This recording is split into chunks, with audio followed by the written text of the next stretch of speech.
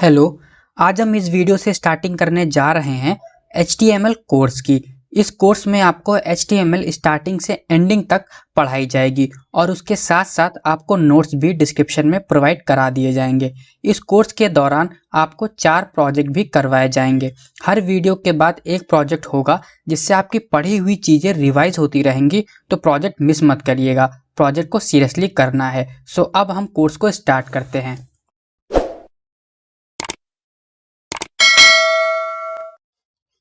इस कोर्स में हम लोग बेसिक HTML से स्टार्ट करने वाले हैं और HTML 5 तक पढ़ेंगे। जिन नोट्स का यूज़ करके मैं आप लोगों को पढ़ा रहा हूँ, इन नोट्स के डाउनलोडिंग का लिंक मैं आपको वीडियो के डिस्क्रिप्शन में प्रोवाइड करा दूंगा। आप यहाँ से इन नोट्स को फ्री ऑफ कॉस्ट डाउनलोड कर सकते हैं। सो HTML है क्या? HTML का फुल फॉर्म होता है हाइपर टेक्स्ट मार्कअप लैंग्वेज। इसका यूज़ होता है वेब पेज को क्रिएट करने के लिए। ये एक स्टैंडर्ड मार्कअप लैंग्वेज है जिसका यूज़ होता है वेब पेज को क्रिएट करने के लिए। वेब पेज मतलब जैसे अगर आप youtube.com को ओपन कर रहे हैं अपने ब्राउज़र में, तो यहाँ पे आप देखेंगे कि कई सारी चीज़ें आपके सामने आ जाएंगी, होम, ट्रेंडिंग, सब्सक्रिप्शन और वीडियोस और पोस्ट। तो जो ओवरऑल ये आपको दिख रहा है, ये एक वेब पेज है। तो अगर आप इस तरीके का वेब पेज बनाना चाहते हैं तो आपको HTML सीखनी पड़ेगी। इन नोट्स में मैंने एक और लाइन लिखी है कि basically it tells your browser how to display web page. मतलब कि जो HTML होती है ये आपके ब्राउज़र को बताती है कि आपका जो वेब पेज है उसको कैसे डिस्प्ले करना है। ब्राउज़र मतलब जैसे गूगल क्रोम हो गया, ओपेरा मिनी हो गया, जिनका यूज़ करके हम लोग सर्फिंग करते हैं, ब्राउजिंग करते हैं, उसको हम लोग ब्राउज़र बोलते हैं। सो जो HTML होती है ये आपके ब्राउज़र को बताती है कि आपके वेब पेज को कैसे डिस्प्ले करना है।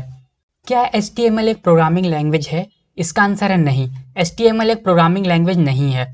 ऐसा इसलिए क्योंकि HTML एक स्ट्रक्चरल पर्पस से यूज होने वाली लैंग्वेज है और जो प्रोग्रामिंग लैंग्वेज होती हैं ये हमेशा फंक्शनल पर्पस के लिए यूज करी जाती हैं। स्ट्रक्चरल पर्पस से मतलब ये है कि अगर आपको कोई वेब पेज बनाना है तो उसमें क्या क्या स्ट्रक्चर देना है, क्या क्या हमें ऐड करना है। जैसे इस वेब पेज में हम लोग देखें तो यहाँ लोगो लगाना है, साइड बार में हमको होम, ट्रेंडिंग, सब्सक्रिप्शन, लाइब्रेरी, ये सारी चीज़ें ऐड करनी है। उसके बाद ये जो मेन आएगा यहाँ पे आपको जो है वीडियोस लगानी है, पोस्ट लिखनी है और भी कई सारे बटन्स बनाने हैं, साइड बार बनाने हैं। तो यहाँ पे स्ट्रक्चर देने के लिए हम लोग HTML का यूज़ करते हैं। बट जो प्रोग्रामिंग लैंग्वेज होती हैं वहाँ पे हम लोग फंक्शनल पर्पस का यूज़ हो तभी हम उनको यूज़ करते हैं। जैसे कि हमने 4 इनपुट कर दिया तो 4 का टेबल आ गया, 2 + 5 दे दिया तो दोनों को ऐड करके हमें दे दिया। तो HTML जो है हमेशा स्ट्रक्चरल पर्पस से यूज़ होने वाली लैंग्वेज है, तो ये एक प्रोग्रामिंग लैंग्वेज नहीं है। Is HTML is essential for web designing? इसका आंसर है यस। HTML एक बेसिक नीड है अगर आप वेब डिजाइनिंग सीखना चाहते हैं। बिना HTML के आप शायद ही अच्छे वेब डिजाइनर बन सको। If you want to make website you know about, अगर आप कोई वेबसाइट बनाना चाहते हैं तो आपको कौन कौन सी चीज़ें आनी चाहिए? सबसे पहले तो आपको HTML आनी चाहिए। HTML का यूज़ करके हम लोग अपने वेबसाइट को स्ट्रक्चर देते हैं। स्ट्रक्चर का मतलब जैसे ये वेब पेज है यूट्यूब का, यहाँ पे होम है, ट्रेंडिंग है, सब्सक्रिप्शन है और बहुत सारी चीज़ें आपको देखने को मिल रही हैं। तो ये जो सारी चीज़ें ऐड की गई हैं ये HTML का यूज़ करके किया गया है। ये सारे स्ट्रक्चर HTML का यूज़ करके लगाए गए हैं। उसके बाद सेकंड चीज़ जो हमें आनी चाहिए अपने वेबसाइट को अच्छा बनाने के लिए वो है CSS। CSS का यूज़ प्रेजेंटेशन के लिए करते हैं। इन शॉर्ट आप ये भी कह सकते हैं कि CSS का यूज़ हम लोग अपने वेबसाइट का मेकअप करने के लिए करते हैं। मतलब कि हमने HTML का यूज़ करके अपनी वेबसाइट को स्ट्रक्चर तो दे दिया कि हमें क्या क्या चीज़ें ऐड करनी है। हमें होम ऐड करना है, हमें ट्रेंडिंग, हमें सब्सक्रिप्शन, ये सारी चीज़ें हमें ऐड करनी है। बट कौन सी चीज़ें कहाँ ऐड करनी है, कैसे ऐड करनी है, कितने गैप पे ऐड करनी है, ये सारी चीज़ें हम लोग CSS का यूज़ करके करते हैं। जैसे कि होम, ट्रेंडिंग, सब्सक्रिप्शन इस लाइन में है। उसके बाद ऑल, भोजपुरी सॉन्ग, पाइथन, ये वाले यहाँ पे ये सारी चीज़ें इस लाइन में है। जो वीडियोस हैं, वीडियोस के बीच में इतना गैप है और ये जो लाइन है, ये जो सारी चीज़ें हैं ये हम लोग CSS का यूज़ करके करते हैं। इसका यूज़ एक तरीके से स्टाइलिंग के लिए किया जाता है। फिर जो तीसरी चीज़ हमें पढ़नी पड़ेगी वो है जावास्क्रिप्ट। जावास्क्रिप्ट का यूज़ होता है वेबसाइट को बिहेवियर देने के लिए। बिहेवियर मतलब अगर आप अपने वेब पेज में कुछ ऐसा करना चाहते हैं जिसको क्लिक करते ही कुछ और ओपन हो जाए या कई सारी चीज़ें और आ जाएं, तो वहाँ पर हम लोग जावास्क्रिप्ट का यूज़ करते हैं। जैसे कि अगर मैं यहाँ पे क्लिक करूँ तो यहाँ पे आपको कई सारी चीज़ें देखने को मिल जाएंगी। तो इस तरीके का अगर आप बिहेवियर देना चाहते हैं अपने वेब पेज पे तो आपको जावास्क्रिप्ट भी पढ़नी पड़ेगी।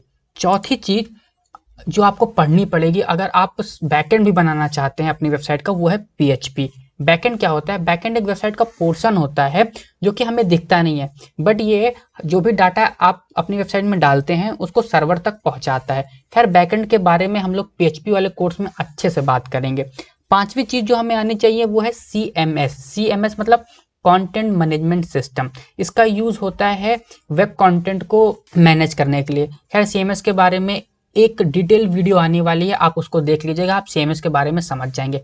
फिलहाल के लिए हम लोग स्टार्टिंग करने जा रहे हैं HTML की कोडिंग के लिए। ये था पूरा HTML का इंट्रोडक्शन। अब हम लोग HTML की कोडिंग पढ़ेंगे, बेसिक HTML की कोडिंग पढ़ेंगे।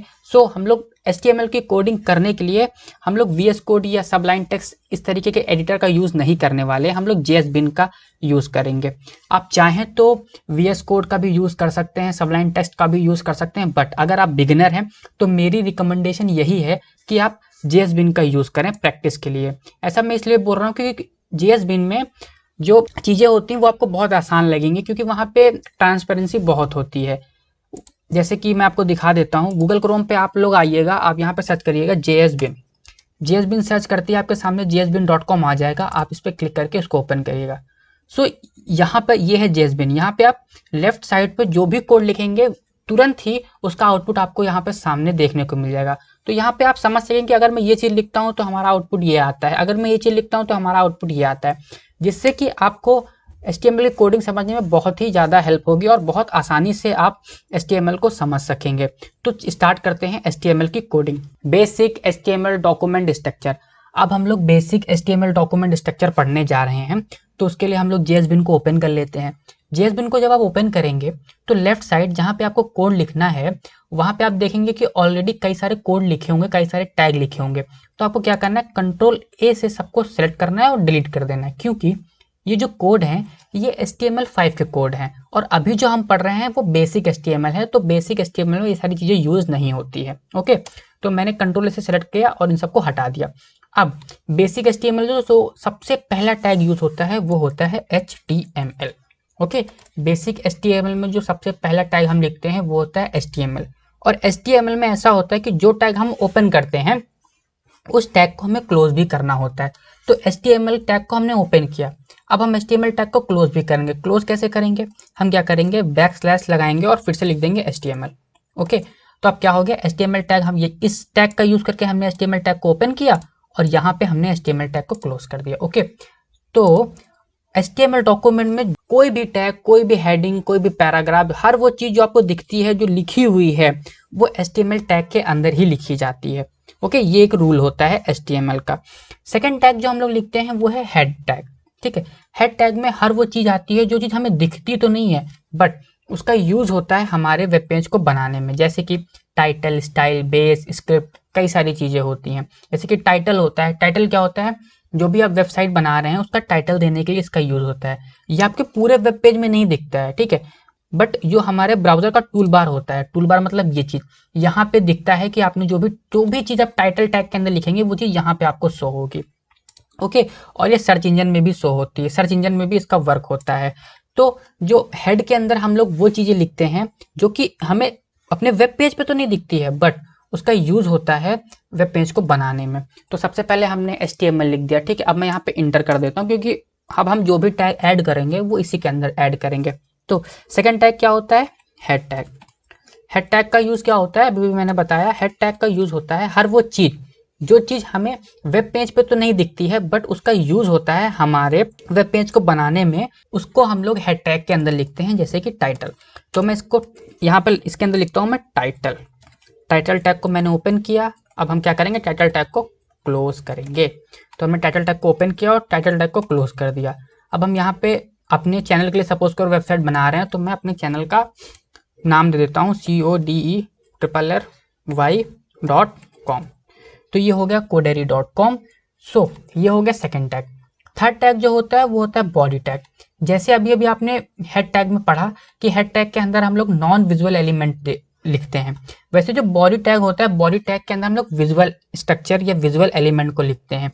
मतलब कि हर वो चीज जो आपको वेब पेज में दिखती है वो हम लोग बॉडी टैग के अंदर लिखते हैं, जैसे कि heading, paragraph, list, quotes, images, link, etcetera etcetera. Okay, तो जो थर्ड टैग हम लोग लिखेंगे वो हम लिखेंगे BODY, बॉडी टैग। तो हमने बॉडी टैग को ओपन कर लिया और अब हम बॉडी टैग को क्लोज कर देते हैं। तो ये है बेसिक स्ट्रक्चर HTML का, बेसिक HTML का ये है स्ट्रक्चर। तो यहाँ पे सब क्या चीज़ हमें ध्यान देने वाली है कि जो भी टैग हम लोग लिखते हैं वो HTML टैग के अंदर ही लिखा जाता है। फिर हम लोग एक हेड टैग लेते हैं। हेड टैग के अंदर हम वो चीज़ें लिखते हैं जो चीज़ हमें दिखती तो नहीं है बट हमारे वेब पेज बनाने में उनका यूज़ होता है। और बॉडी टैग के अंदर हम लोग वो चीज़ें लिखते हैं जो चीज़ हमें अपने वेब पेज में दिखती हैं, जैसे कि हेडिंग, पैराग्राफ, लिस्ट। इस नोट्स में मैंने एक लाइन और लिखी है कि the structure of HTML document has been compared with that of sandwich as a sandwich had 2 slices of bread. HTML document has open and closing tag. इसका मतलब ये है कि जो हमारा HTML डॉक्यूमेंट है उसको हम लोग सैंडविच के स्ट्रक्चर से कंपेयर कर सकते हैं। जैसे सैंडविच में होता है कि एक ऊपर से ब्रेड होती है और एक नीचे से ब्रेड होती है। ऊपर से हम लोग ओपन करते हैं, नीचे से सैंडविच को क्लोज कर देते हैं ब्रेड का यूज करके। वैसे ही HTML का भी यूज होता है, ऊपर से HTML टैग लगाते हैं और नीचे से HTML क्लोजिंग टैग लगाते हैं और उसके अंदर ही सारी चीजें लिखते हैं। जैसे सैंडविच में होता है ऊपर से ब्रेड, नीचे से ब्रेड और बीच में जो भी होता है, कुछ सैलड होती हैं और जो मसाले होते हैं वो सब बीच में होते हैं। वैसे ही HTML डॉक्यूमेंट में भी होता है कि ऊपर HTML टैग होता है और नीचे HTML टैग होता है और बीच में बाकी सारी चीजें लिखी जाती हैं। तो ये था बेसिक HTML स्ट्रक्चर। सबसे पहले आता है HTML, फिर HTML को क्लोज कर देते हैं और इसी के अंदर हम लोग हेड और बॉडी टैग का यूज करते हैं। हेड के अंदर हम हर वो चीज जो चीज हमें दिखती तो नहीं है बट उसका यूज है वेबसाइट को बनाने में, वो सारी चीजें हम लोग हेड के अंदर लिखते हैं। और बॉडी के अंदर हम लोग वो चीजें लिखते हैं जो चीज हमें पूरे वेब पेज में दिखती है। अब हम लोग बेसिक HTML के टैग के बारे में पढ़ेंगे। तो जो सबसे पहले हम लोग टैग पढ़ने वाले हैं वो है पी टैग। पी टैग का यूज होता है पैराग्राफ को क्रिएट करने में। जैसे कि ये हमारा JSBin है, ठीक है। अब मैं यहाँ पे अगर एक पैराग्राफ बनाना चाहता हूँ तो मैं क्या करूंगा, लिखूंगा पी, ठीक है। पी टैग को मैंने ओपन कर लिया। अब मैं क्या करूंगा, पी टैग को क्लोज कर दूंगा। अब इसी टैग के अंदर मैं कुछ भी चाहूँ लिख सकता हूँ। जैसे मैं अपना नाम लिखना चाहूँ तो मैं लिख सकता हूँ, मेरा नाम है अंकुर रावत, तो मैंने अपना नाम लिखा, आपको यहाँ पे देखने को मिल जाएगा, ठीक है। तो JSBin का यही फायदा है कि आप जो भी कोड यहाँ पे लिखेंगे वो कोड रन होकर आपको सामने दिखा करेगा, तो जिससे ट्रांसपेरेंसी बहुत बढ़ जाती है और आप चीज़ों को जल्दी से समझ सकते हैं। तो अगर आप एक बिगिनर हैं तो JSBin का जरूर यूज़ करें। तो खैर JSBin को छोड़ते हैं, हम लोग पी टैग पर कंसंट्रेट करते हैं। तो जो पी टैग होता है वो पैराग्राफ क्रिएट करने के लिए होता है। जैसे कि अगर हम एक बहुत लंबा चौड़ा पैराग्राफ लिखना चाहते हैं तो हम लोग पी टैग को ओपन करेंगे, पी टैग को क्लोज कर देंगे और उसके बीच में जो मर्जी हम वो चीज़ लिख सकते हैं। तो पी टैग का यूज़ किस लिए होता है, पी टैग का यूज़ होता है पैराग्राफ को क्रिएट करने में। सेकेंड टैग जो हम पढ़ने वाले हैं वो है BR टैग। BR टैग जो होता है वो सिर्फ ओपन होता है, उसके क्लोजिंग टैग नहीं होता है। ये सिर्फ ओपन टैग, एक ही टैग यूज होता है और इसका यूज होता है लाइन को ब्रेक करने के लिए। कैसे, जैसे जैसे यहाँ पे अंकुर रावत लिखा है, मैं इसको कॉपी करता हूँ, ठीक है। मैंने इसको कॉपी किया, इसको मैं हटा देता हूँ, ठीक है। इसको हटा के इसकी जगह मैंने दोबारा से यही चीज़ पेस्ट कर दी।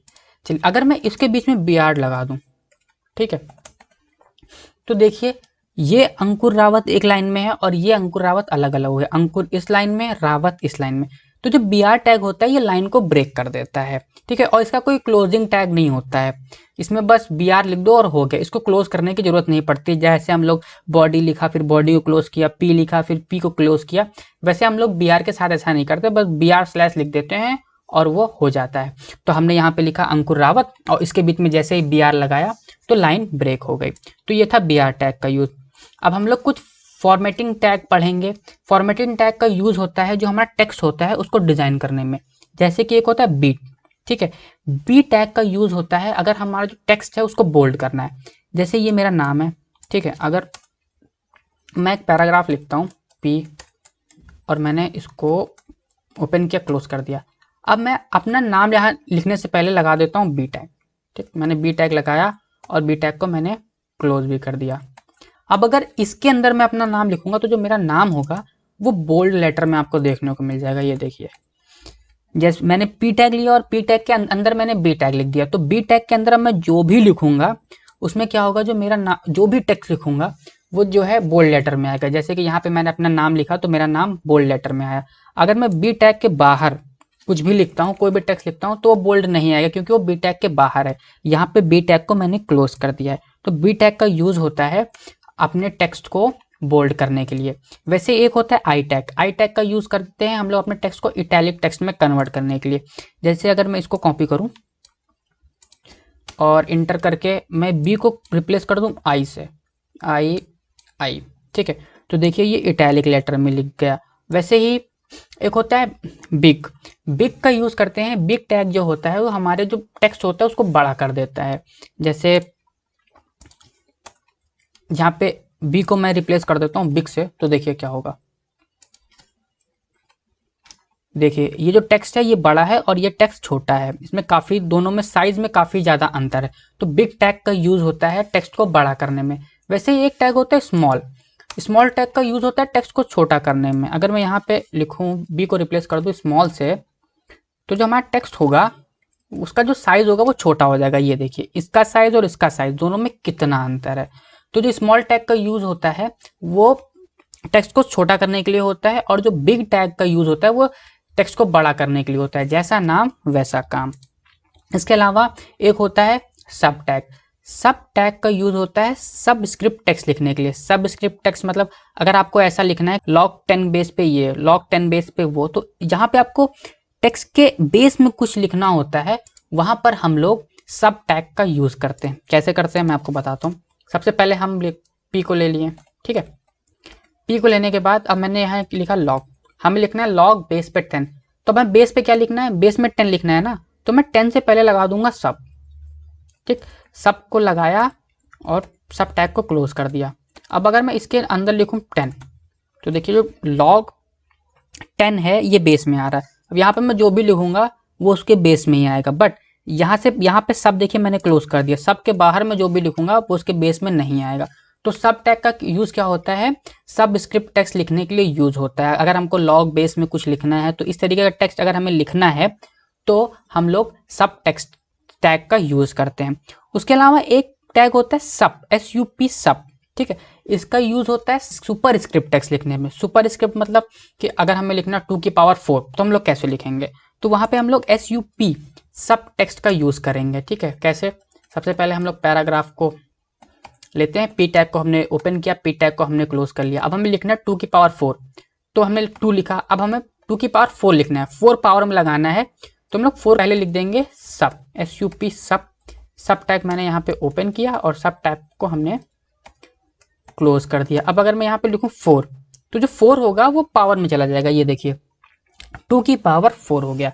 तो जो SUB सब होता है वो बेस के लिए यूज होता है, और जो SUP सब होता है ये पावर के लिए यूज होता है। तो इन दोनों में कंफ्यूज कभी मत होइएगा। SUB वाला बेस के लिए होता है, B फॉर बेस और P फॉर पावर, ऐसे याद रखिएगा। P वाला जो है पावर के लिए यूज होता है और B वाला बेस के लिए यूज होता है।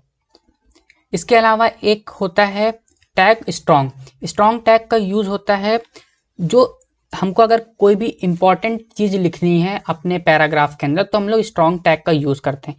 हालांकि अगर आप स्ट्रॉन्ग टैग का यूज करेंगे तो जैसे बी में होता है लेटर बोल्ड दिखता है वैसे ही वो भी दिखेगा, बट दोनों का मीनिंग डिफरेंट होता है।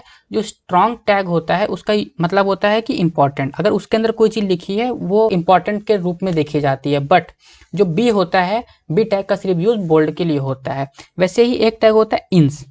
इंस टैग का यूज होता है अगर हम अंडरलाइन करना चाहते हैं अपने टेक्स्ट के नीचे तो हम लोग INS इंस टैग का यूज करते हैं। कैसे करते हैं मैं आपको दिखा देता हूँ। अगर मैं अपने नाम के नीचे अंडरलाइन लाना चाहता हूँ तो मैं कैसे लाऊंगा। मैंने पी टैग को ओपन किया, पी टैग को क्लोज कर लिया। अगर मैं यहाँ लिख दूँ इंस और फिर मैंने इंस को क्लोज कर दिया, ठीक है। अब अगर मैं इसके अंदर अपना नाम लिखूंगा तो आप देखोगे कि मेरे नाम के नीचे लाइन आ रही है। तो अगर हमें अंडरलाइन लगानी है किसी भी टेक्स्ट के नीचे तो हम लोग INS इंस टैग का यूज करते हैं। वैसे ही अगर हमें ऐसा टेक्स्ट लिखना है जो टेक्स्ट कटा हुआ हो तो उसके लिए हम लोग क्या करेंगे, उसके लिए हम लोग यूज करते हैं डेल टैग का। कौन से टैग का यूज करते हैं, डेल टैग का। मैं करके दिखा देता हूँ, ठीक। ये मैंने डेल टैग को ओपन किया, डेल टैग को क्लोज कर लिया। अगर मैं यहाँ पे लिखूंगा अपना नाम तो देखिए मेरा जो नाम है वो आपको कटा हुआ दिखेगा। तो इस तरीके से हम लोग फॉर्मेटिंग टैग का यूज करते हैं। आप एक बार इन नोट से इन टैग को रिवाइज जरूर कर लीजिएगा, नहीं कभी ना कभी ऐसा जरूर होगा आप एक बार कंफ्यूज जरूर होंगे, क्योंकि नाम काफी सेम है और इनका यूज भी बहुत ज्यादा होता है। HTML हेडिंग, अगर हमको HTML डॉक्यूमेंट में कोई भी हेडिंग लिखनी है तो हम लोग HTML हेडिंग का यूज करते हैं। HTML में आपको 6 हेडिंग देखने को मिल जाती हैं, H1, H2, H3, H4, H5, H6, जिसमें कि H1 सबसे बड़ी होती है और H6 सबसे छोटी होती है। अगर हमको एक बड़ी हेडिंग लिखनी है तो हम लोग H1 का यूज करेंगे, और अगर हमें सबसे बहुत छोटी हेडिंग लिखनी है तो हम लोग H6 का यूज़ करेंगे। मैं इसको हटा देता हूँ, ठीक है। इसकी जगह मैं आपको लिख के दिखाता हूँ। अगर मुझे हेडिंग लिखनी है बड़ी तो हम लोग लिखेंगे H1, ठीक है। और मैंने H1 टैग को ओपन किया तो मैं H1 टैग को क्लोज भी करूंगा, जैसा कि HTML में हमेशा होता है। जो टैग हम ओपन करते हैं वो टैग को हमको क्लोज भी करना होता है। तो हमने H1 टैग को लिया। अब अगर इसके अंदर मैं अपने चैनल का नाम लिखूं तो देखिए मेरा चैनल का नाम कितना बड़ा आएगा, ठीक है। सेम वैसे ही H2 भी होता है। H2 क्या होता है, थोड़ा सा छोटा होता है H1 के कंपैरिजन में। अगर मैं H1 को रिप्लेस कर दूं H2 से तो आप देख पाएंगे H1 बड़ा है, H2 छोटा है। वैसे ही H3 भी होता है। H3 अगर लिखूंगा तो वो H2 से छोटा होगा। ये देखिए ये H2 से छोटा है। ऐसे ही H6 तक होते हैं, H1, H2, H3, H4, H5, H6। यहाँ पे आप इनका आउटपुट देख सकते हैं। H1 सबसे बड़ा, फिर छोटा, फिर छोटा, फिर H6 इतना छोटा। S7 नहीं होता है। S7 अब अगर आप लिखेंगे तो पैराग्राफ जितना P टैग में लिखता है उतना ही लिखा जाएगा। अगर आप एक हॉरिजॉन्टल लाइन बनाना चाहते हैं अपने डॉक्यूमेंट में, अपने वेब पेज में, तो हम लोग HR टैग का यूज़ करते हैं। कौन से टैग का यूज़ करते हैं, HR टैग का।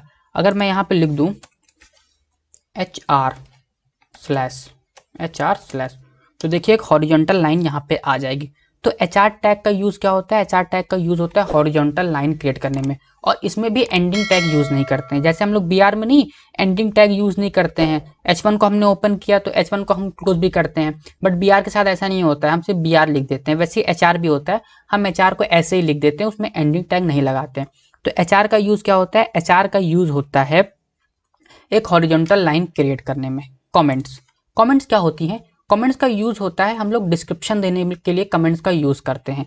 ये हमें अपने वेब पेज में नहीं देखती हैं, बट अगर आप कोई कोड बना रहे हैं जो कि बहुत कॉम्प्लिकेटेड हो गया है, बहुत बड़ा हो गया है, और उसको आपको किसी को सेंड करना है, और जिसको सेंड करेंगे वो कोड पढ़ेगा, तो आपको डाउट है कि ये चीज़ उसको समझ में नहीं आएगी। अगर मैं यहाँ पे कोई मैसेज लिख देता जिससे वो समझ जाए, तो वहाँ पे हम लोग कमेंट लिख देते हैं, जिससे कि जब वो उसको रीड करेगा तो उसको आपके कमेंट को पढ़ के वो समझ जाएगा कि ये जो कोड लिखा है उसका मतलब ये है।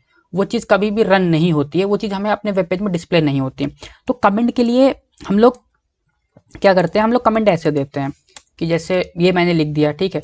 तो अगर मैं यहाँ पे लिखूँ HR tag is used for horizontal line, तो देखिए जो भी इस टैग को पढ़ेगा वो समझ जाएगा कि HR टैग का यूज़ होता है हॉरिजॉन्टल लाइन को क्रिएट करने के लिए। बट ये जो मैंने लिखा है ये चीज़ यहाँ पे डिस्प्ले नहीं हो रही है। तो अगर हमको मैसेज देना है या कोड के अंदर कोई डिस्क्रिप्शन लिखना है या कोई हिंट देना है कोड के अंदर, तो हम लोग कमेंट का यूज़ करते हैं। कमेंट लिखने के लिए हम लोग क्या करते हैं, आगे ये लगाते हैं और पीछे डबल डैश करके फिर से उसको क्लोज कर देते हैं।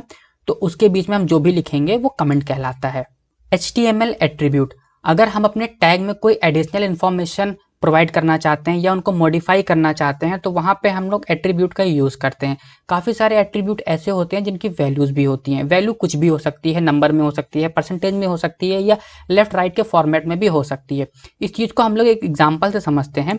सपोज करिए ये जो आपने हेडिंग लिखी थी, ये हेडिंग आपको सेंटर में चाहिए। आप चाहते हो कि आपके वेब पेज में ये हेडिंग सेंटर में दिखे, तो आप कैसे करेंगे, उसके लिए हम लोग एक एट्रीब्यूट का यूज़ करते हैं, अलाइन सेंटर एट्रीब्यूट, ठीक है। हम यहाँ लिख देंगे अलाइन और अलाइन में वैल्यू पास कर देंगे सेंटर, तो जो हमारी हेडिंग होगी वो सेंटर में आ जाएगी। मैं यहाँ पे आप करके दिखा देता हूँ। मैंने H1 में यहाँ पे स्पेस लगाया और लिखा अलाइन LIIGN अलाइन, और मैं यहाँ लिख देता हूँ सेंटर। तो जो हमारी हेडिंग है ये देखिए सेंटर में आ गई। अगर मैं यहाँ लिखूँ राइट RIGST राइट, तो देखिए जो हमारी हेडिंग है वो राइट में आ गई। सो अलाइन का यूज़ होता है, अलाइन एट्रीब्यूट का यूज़ होता है हमारा जो टेक्स्ट है उसकी पोजीशन डिसाइड करने में कि वो लेफ्ट में होगा, राइट में होगा या सेंटर में होगा। तो फिलहाल के लिए मैं इसे सेंटर पे लगे रहने देता हूँ। सेकेंड एट्रीब्यूट जो हम पढ़ेंगे वो पढ़ेंगे HR टैग के लिए। अगर हमें HR टैग की विद को डिसाइड करना हो कि हमारी HR टैग की विद इतनी होनी चाहिए, तो हम लोग यूज़ करते हैं विद एट्रीब्यूट का। विद एट्रीब्यूट के अंदर जो वैल्यू होती है वो लोग पिक्सल में भी दे सकते हैं और परसेंटेज में भी दे सकते हैं, ठीक है। तो मैं आपको इसका भी एग्जांपल करके दिखा देता हूँ। जैसे HR टैग है, ठीक, यहाँ पे आप देख पा रहे हैं जो उसकी पूरी विद है ये पूरा यहाँ से यहाँ तक है। अब मैं चाहता हूँ कि नहीं बस यहाँ से यहाँ तक दिखे, ठीक है। तो मैं क्या करूँगा, यहाँ पे लिख दूंगा WIDTH, ठीक है। विद में कर देता हूँ 200 पिक्सल। तो देखिए 200 पिक्सल यहाँ से यहाँ तक होगा, ठीक है। अगर मैं इसको परसेंटेज में लिख दूँ, मैं लिख दूँ 40%, तो इस पूरे पेज का 40% जितना होगा उतनी लाइन खिंच जाएगा। अगर मैं इस पेज को बड़ा करूं तो लाइन भी बड़ी होती जाएगी, क्योंकि वैसे वैसे हमारा एरिया भी बड़ा होता जाएगा। विद एट्रीब्यूट का यूज होता है एचआर टैग में जो हॉरिजॉन्टल लाइन है उसकी विद को डिसाइड करने के लिए। अगर आप अपने वेब पेज में कोई इमेज इंसर्ट करना चाहते हैं तो उसके लिए हम लोग IMG टैग का यूज करते हैं। IMG टैग में भी कोई क्लोजिंग टैग नहीं होता है एचआर टैग और BR टैग की तरह। तो हम एग्जाम्पल का यूज करके समझते हैं कि आखिर इमेज टैग का यूज कैसे करते हैं। मैं इनको डिलीट कर दे रहा हूँ और यहाँ पे मैं इमेज टैग का यूज करके आपको दिखाता हूँ। सबसे पहले हम लोग लिखते हैं IMG। ओके, IMG लिखने के बाद हम लोग लिखते हैं SRC। ठीक, SRC equal to double inverted comma open double inverted comma close. ठीक है, यहाँ पे हम लोग इमेज का पाथ देते हैं, नहीं तो हम लोग इमेज का लिंक दे देते हैं। जिस इमेज का पाथ या लिंक हम लोग देते हैं वही इमेज यहाँ पे आके इंसर्ट हो जाती है हमारे वेब पेज पे। उसके अलावा हम लोग स्पेस करके एक और चीज लिखते हैं ऑल्ट, ALT ऑल्ट। ठीक है, ऑल्ट का यूज होता है मैसेज देने के लिए। मैसेज मतलब कि इन केस अगर हमारी इमेज लोड ना हो तो ये मैसेज आ जाए। ठीक, तो जैसे मैंने यहाँ पे इमेज लिख दिया, अभी ना मैंने यहाँ पे लिंक दिया है ना कोई पाथ दिया है, तो इमेज तो यहाँ पे इंसर्ट हो नहीं सकती। तो इमेज की जगह पे ये हमारा मैसेज आ गया इमेज। तो इन केस जैसे आपका जो भी आपके वेबसाइट पे आया है व्यूअर, उसके साइड जो नेट है वो बहुत स्लो चल रहा है, तो वहां पर क्या होगा, वो इमेज लोड नहीं हो पाएगी। तो उस केस में वहां पे इमेज की जगह उसको मैसेज आ जाएगा कि इमेज। तो इसको देख के वो समझ जाएगा कि आखिर हाँ यहाँ पे कोई इमेज होगी, बट किसी वजह से वो लोड नहीं हो पा रही। तो ऑल्ट का यूज ये होता है मैसेज देने के लिए। अब SRC में हम लोग क्या करते हैं, या तो पाथ प्रोवाइड करा देते हैं या तो लिंक प्रोवाइड करा देते हैं। जैसे कि मैं चाहता हूँ कि ये वाली इमेज मैं इंसर्ट करना चाहता हूँ, तो मैं इस इमेज पर राइट क्लिक करूंगा और कॉपी इमेज एड्रेस पे क्लिक करूंगा, जिससे कि इसका लिंक जो होगा वो कॉपी हो गया, इसका जो एड्रेस है वो कॉपी हो गया। अब मैं क्या करूंगा, यहाँ पे आके इसके एड्रेस को पेस्ट कर दूंगा Ctrl+V करके, और पेस्ट करते ही इमेज यहाँ पे आ जाएगी जो, और उसके अलावा जो ऑल्ट में मैसेज था वो गायब हो जाएगा। ऑल्ट का मैसेज कब शो होगा, जब ये इमेज किसी वजह से लोड नहीं हो पाएगी तो ऑल्ट का मैसेज यहाँ पे शो हो जाएगा। तो इस तरीके से हम लोग इमेज को इंसर्ट करते हैं IMG टैग का यूज करके। एक बार और करते हैं। हाँ, सबसे पहले लिखते हैं IMG। ठीक है, IMG लिखने के बाद हम लोग लिखते हैं SRC। ठीक, SRC। उसके बाद equal to double inverted comma open double inverted comma close. Okay, फिर हम लोग इंटर करके यहाँ पे लिखते हैं ALT ऑल्ट, फिर double inverted comma open double inverted comma close. इसके अंदर हम लोग मैसेज दे देते हैं इमेज और स्लैश करके इसको क्लोज कर देते हैं। ओके, अब हम लोग चाहते हैं ये वाली इमेज। ठीक, इस पर राइट क्लिक किया, इस इमेज को हमने कॉपी इमेज एड्रेस पे क्लिक करके इसका एड्रेस कॉपी किया, वापस कोड पे आए और यहाँ पे Ctrl+V करके पेस्ट कर दिया, और ये देखिए हमें इमेज यहाँ को देखने को मिल जाएगी। तो इस तरीके से हम लोग इमेज टैग का यूज करते हैं। यहाँ पे आप देख रहे हैं कि जो इमेज है, इमेज का जो साइज वहां पर था वही साइज यहाँ पर है। अगर आप इस इमेज के साइज को रिसाइज करना चाहते हैं, इसकी विड्थ को घटाना चाहते हैं, इसकी हाइट को घटाना चाहते हैं, तो वो आप कैसे करेंगे? उसको करने के लिए आपको एट्रीब्यूट का यूज करना पड़ेगा। कौन से एट्रीब्यूट? विद और हाइट एट्रीब्यूट का यूज करके आप इमेज के साइज को रिड्यूस कर सकते हैं, बढ़ा सकते हैं, घटा सकते हैं, कोई भी चेंजेस कर सकते हैं। तो मैं आपको इसका एग्जांपल करके दिखा देता हूं कि मैं इसको पहले हटा देता हूं, ठीक है, ताकि मैं फ्रेश पूरा एग्जांपल लेके आपको समझाऊं। तो मैं सबसे पहले लिखता हूं IMG, ठीक है, IMG SRC जैसे होता है सेम वैसे ही लिखूंगा। फिर मैंने लिखा ऑल्ट इक्वल टू मैसेज दे दिया इमेज, देन स्लैश। अब मैं क्या करूंगा, यहाँ पे दे दूंगा विद, WIDTH, ठीक, with equal to 100 pixel.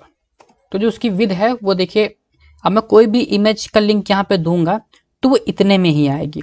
Okay, अगर मैं यहाँ पे दे दूं HEIGST, ठीक, हाइट क्या हो, उसकी हाइट हो 200 पिक्सल, तो देखिए उसकी जो हाइट होगी वो हमेशा इतनी ही रहेगी और जो उसकी विद होगी वो इतनी ही रहेगी।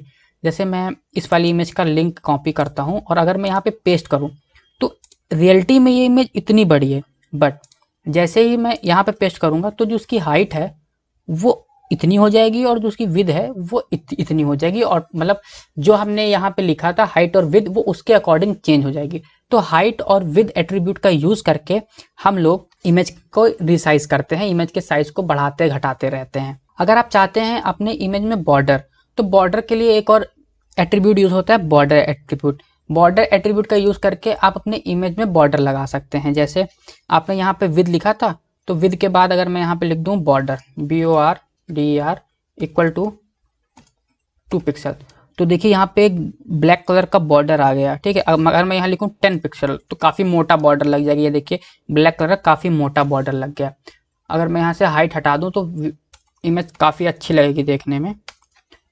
ऐसा इसलिए क्योंकि बस इसकी जो विड्थ है वो 100 पिक्सल हो जाएगी और जो हाइट है वो ऑटो वो ले लेगा। तो इस तरीके से हम लोग इमेज को रिसाइज करते हैं विड्थ और हाइट एट्रीब्यूट का यूज़ करके। और अगर हमें अपने इमेज में बॉर्डर चाहिए होता है तो हम लोग बॉर्डर एट्रीब्यूट का यूज़ करते हैं और उसके अंदर हम लोग वैल्यू पास कर देते हैं। जितना मोटा हमें बॉर्डर चाहिए उसके अकॉर्डिंग हम लोग उसके अंदर वैल्यू पास कर देते हैं। सो इस वीडियो में बस हम लोग इमेज बॉर्डर एट्रीब्यूट तक ही पढ़ेंगे। इसके बाद वाली वीडियो में हम लोग एक प्रोजेक्ट करने वाले हैं। वो प्रोजेक्ट हमें इन्हीं टैग का यूज़ करके बनाना है जो अभी तक हमने सीखा है। वो प्रोजेक्ट ये है, मैं इसको छोटा कर देता हूँ ताकि आप इसको पूरी तरीके से देख पाएँ। हमको एक प्रोजेक्ट बनाना है जो बिल्कुल सेम ऐसे दिखे, एक वेब पेज बनाना है जो सेम टू सेम ऐसा दिखे। तो आप नेक्स्ट वीडियो को मिस मत करिएगा। नेक्स्ट वीडियो में हम लोग इस प्रोजेक्ट पे काम करने वाले हैं और अगर हो सके तो आप भी इस प्रोजेक्ट को बनाने का ट्राई करें। नहीं तो नेक्स्ट वीडियो में मैं एक्सप्लेन करूंगा कि आखिर ये प्रोजेक्ट कैसे बनेगा। तो वो वीडियो जरूर देखिए ताकि आपने आज जो भी पढ़ा है वो रिवाइज हो सके। Thank you so much.